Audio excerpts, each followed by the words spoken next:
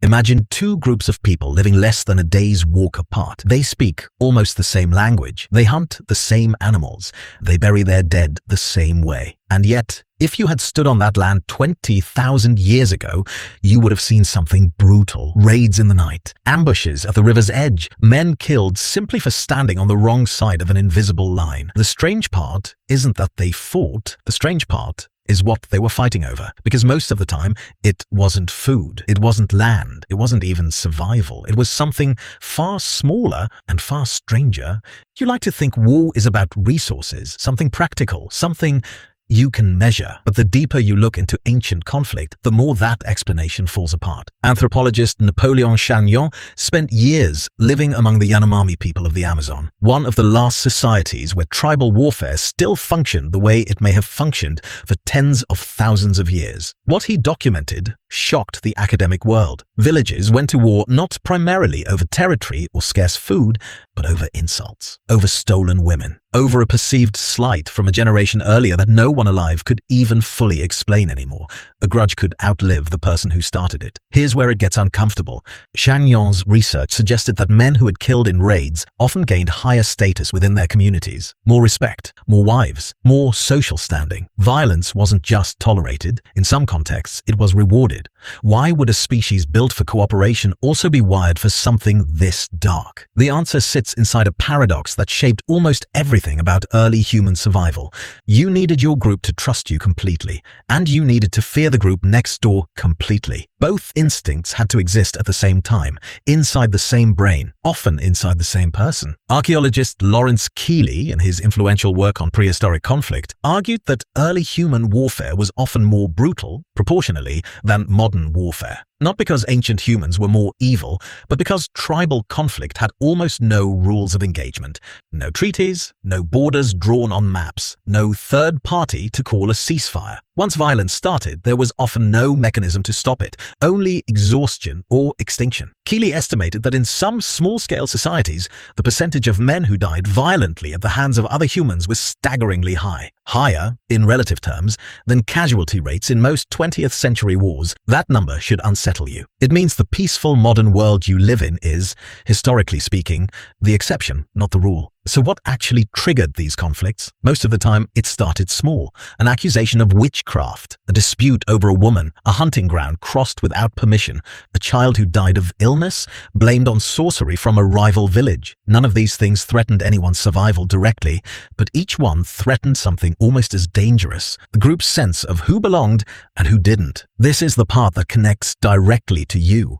Primatologist Richard Wrangham, who has studied both human violence and chimpanzee behavior extensively, proposed that this pattern isn't unique to humans at all. Chimpanzee communities, our closest living relatives, engage in coordinated, lethal raids against neighboring groups. Wrangham's research suggests that the roots of organized human violence may stretch back millions of years, long before language, long before agriculture, long before anything resembling a nation. Which means the instinct to divide the world into us and them isn't a flaw in your species. It's a feature that helped it survive. Think about what a small tribe actually needed to endure. Limited resources, unpredictable seasons, constant threats from predators and disease. In that world, trusting the wrong person could get you killed. So your ancestors developed a brutally efficient shortcut. Anyone inside the group, protect at all costs.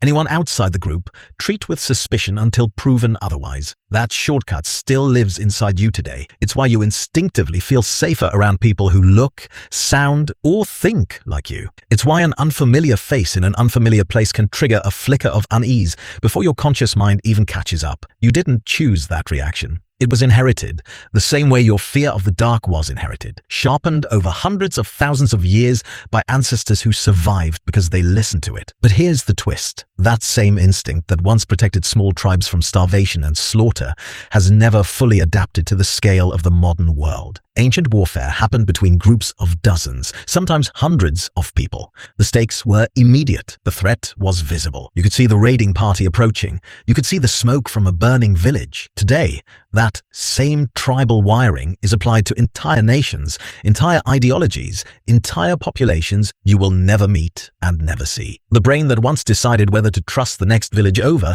is now being asked to process conflicts spanning continents, fought with weapons capable of destruction your ancestors couldn't have imagined in their darkest nightmares. You are watching this play out right now. Tensions between Iran and the United States have simmered for decades, flaring into direct confrontation and military strikes in recent years, each side framing the other as the aggressor, each side certain of its own justification. Strip away the modern language of geopolitics, the sanctions, the airstrikes, the diplomatic statements, and underneath it sits something eerily familiar, an in-group, an out-group, a history of grievances passed down, reinterpreted, and repeated by people who never personally experienced the original offense. The scale has changed, the weapons have changed, the underlying psychology has barely changed at all. This isn't a claim about who is right or wrong in any particular modern conflict. It's a claim about the machinery underneath all of it. The same tribal alarm system that once helped a small group of humans survive a hostile world is still running in the background of global politics, just with far higher stakes and far fewer natural limits, which raises an uncomfortable question. If the instinct is ancient, is peace even natural? Researchers studying modern hunter-gatherer societies have found something important here. Not every group was locked in constant warfare. Some tribes maintained decades of peace with their neighbors through trade, intermarriage, and shared rituals. Peace, it turns out, isn't the absence of the tribal instinct.